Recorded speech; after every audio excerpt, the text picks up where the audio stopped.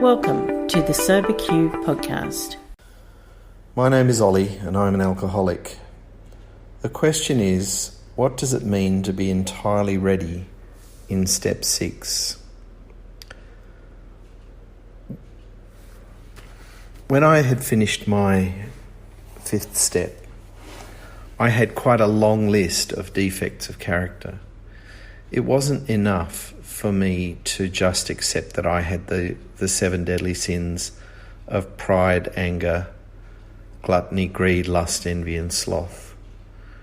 But rather, to take a sentence out of the big book, it says, "Are we now ready to let God remove from us all the things which we have admitted are objectionable?"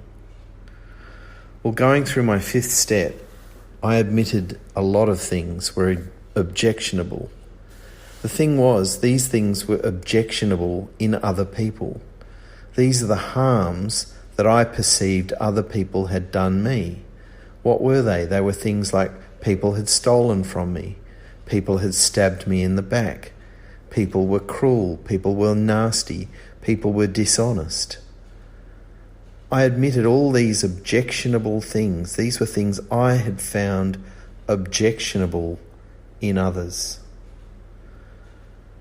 What I then had what my sponsor helped me to see was that, in fact, asked me, he said, have you ever done any of these things? Have you ever been dishonest? Have you ever stabbed anyone in the back? Have you ever stolen anything?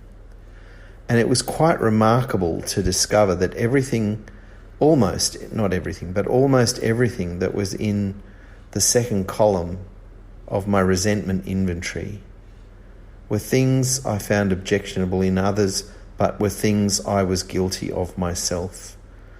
And this was the source of my step 6 list of defects of character. To be entirely ready to have these things removed was unquestionable. I was ready. I didn't like them in other people, and I had admitted that these were things within myself. These were the things that I had found objectionable. So I had become entirely ready to have God remove these defects of character, my defects of character. So I am so grateful to have had such good guidance in a 5th step so that I could see and take an effective 6th step.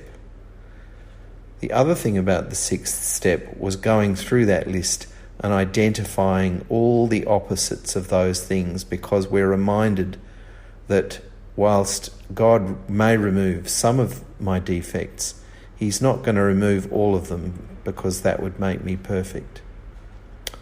Rather, I was going to have to begin to practice the opposite of my defects of character. So my step 6 consisted of going through that list of the things I'd found objectionable in other people, discovered that they were things that existed within me, and I needed to think about, well, what's the opposite of each of these things?